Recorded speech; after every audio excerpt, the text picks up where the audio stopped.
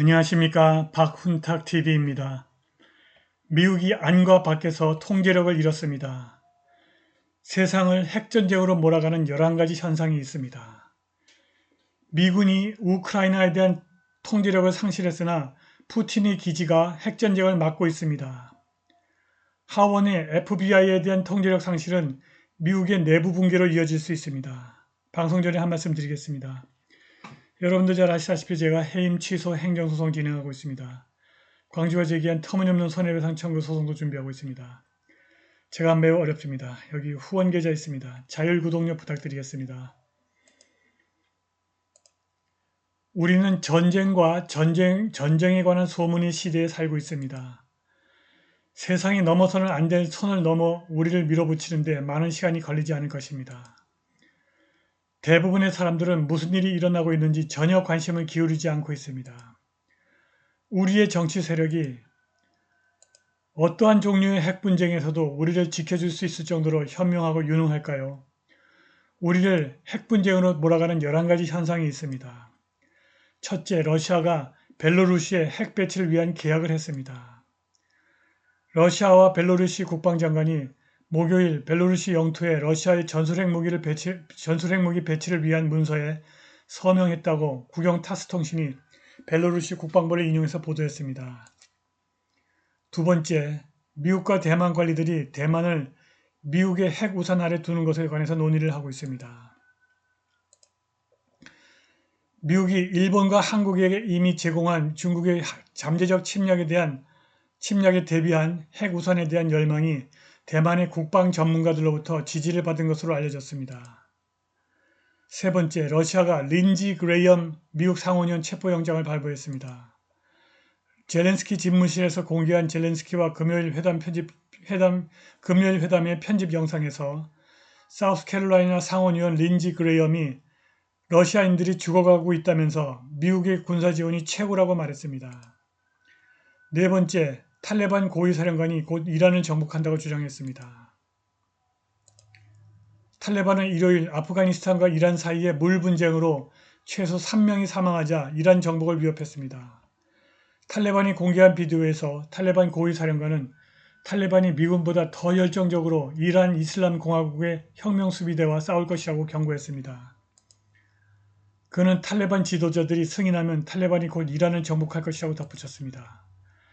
다섯 번째, 이스라엘이 최근 몇 달 동안 시리아 내 이란 목표물에 대한 공격 횟수를 2배로 늘렸습니다. 요압 갈란트 이스라엘 국방장관은 월요일 자신이 재임 몇 달 동안 시리아에서 이란에 대한 공격을 2배로 늘렸다고 말했습니다. 여섯 번째, 테러단체 헤즈볼라가 이스라엘 국경 인근에서 대규모 군사훈련을 실시했습니다. 그런데 이 군사훈련은 이례적으로 공개되었습니다. 헤즈볼라 지지자와 여러 언론인을 포함하여 거의 400명이 참관했습니다. 일곱 번째, 곧 미군이 페루에 배치될 것입니다. 5월 18일 페루 의회가 페루 군대 및 경찰과의 협력 활동 수행을 위해서 미군의 입국을 승인했습니다. 여덟 번째, 코소보에서 폭력으로 인해 나토군 24명이 부상당했습니다. 나토의 군대와 경찰이 월요일 북부 코소보에서 시위대와 충돌했습니다. 이번 폭력 사태는 코소보 경찰이 지난 주말 세르비아의 북부 지역을 급습하고 지방자치단체 건물을 점거한 뒤 발생했습니다. 시위로 양측 모두 부상자가 발생했으며 24명 이상의 나토군이 부상을 입었습니다. 아홉 번째, 미군이 시리아 북부에 새로운 기지를 건설하고 있습니다. 시리아 영토의 상당 부분에 대한 미국의 점령은 단기간에 끝나지 않을 것입니다. 열 번째, 북한이 미국과 한국이 침략 연습을 했다고 주장했습니다. 한국과 미군이 목요일 휴전선 인근에서 대규모 실탄 훈련을 실시했습니다.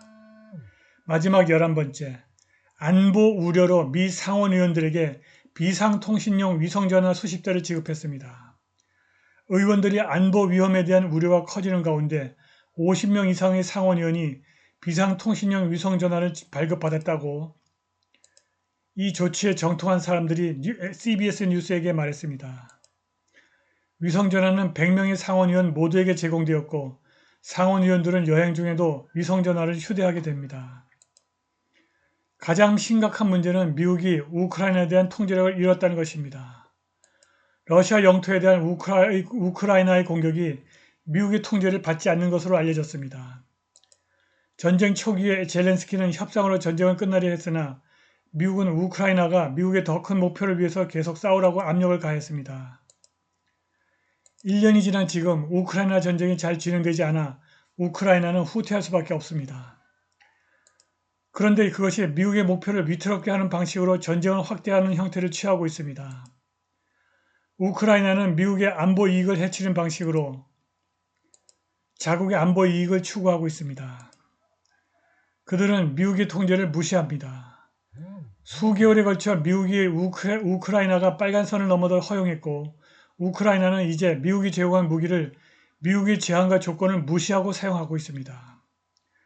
우크라이나의 주권과 영토를 보존하고 러시아와 직접적인 대결에 휘말리지 않는다는 바이든 행정부의 주요 목표가 무너지고 있습니다.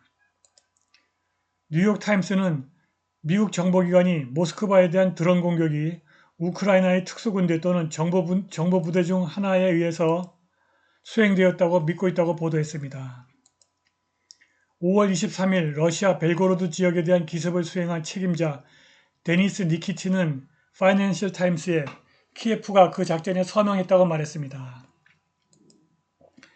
예, 물론 이 작전은 합의되었습니다. 그렇지 않으면 일어날 수 없었습니다. 라고 그가 말했습니다. 우크라이나 군 관계자는 개인적으로 공격자들과 협력하고 있음을 인정했습니다. AP통신은 5월 27일 러시아 내부에서 우크라이나의 공격이 계속되고 있다고 보도했습니다. 러시아 남부의 크라스노다르 지역의 일스키 정유 공장으로 이동하던 여러 대의 우크라이나 드론이 격추된 것으로 알려졌고 알마즈나야 마을에 대한 우크라이나의 공격으로 2명이 사망한 것으로 알려졌습니다. 현지 관리들은 벨고라드가 토요일에 우크라이나군의 공격을 받았다고 말했습니다. 전쟁이 시작될 때 미국은 우크라이나의 이익을 제쳐두고 우크라이나인이 미국의 목표를 위해 싸우고 죽으라고 다그쳤습니다. 14개월 이후 미국은 키예프에 대한 통제력을 상실한 것으로 보이며 우크라이나는 이제 나토가 러시아와 전쟁에 휘말릴 위험을 높임으로써 미국의 목표를 무시하는 방식으로 자국의 목표를 추구하고 있습니다. 미국은 안에서도 통제력을 잃었습니다. 크리스토퍼 레이 FBI 국장이 5월 30일 부통령 시절 바이든과 외국인의 뇌물수수 행위를 기술한 비밀로 분류되지 않은 문서에 대한 하원 감독위원회의 소환을 거부했다고 제임스 코머 감독위원장이 말했습니다. 하원 감독위원회가 FBI에 대한 통제력을 잃은 것입니다. 하원의장 케빈 메카시는 레이 FBI 국장에게 전화를 해서 만일 그가 계속 바이든의 범죄 행위를 기록한 FD 1023 양식에 대한 소환에 응하지 않으면 그를 의회 모독죄로 기소하겠다고 말했으나 법 집행기관이 레이 국장의 기소를 집행할 것이라는 보장은 없습니다. 우크라이나에 대한 미국의 통제력 상실이 미국과 러시아의 직접 대결로 이어지지는 않을 것 같습니다. 푸틴은 우크라이나의 상단계 보복이 아닌 거울 공격, 미로 어택을 하겠다고 말했습니다. 우크라이나의 공격과 동일한 수준의 반격으로 확전을 막겠다는 것입니다.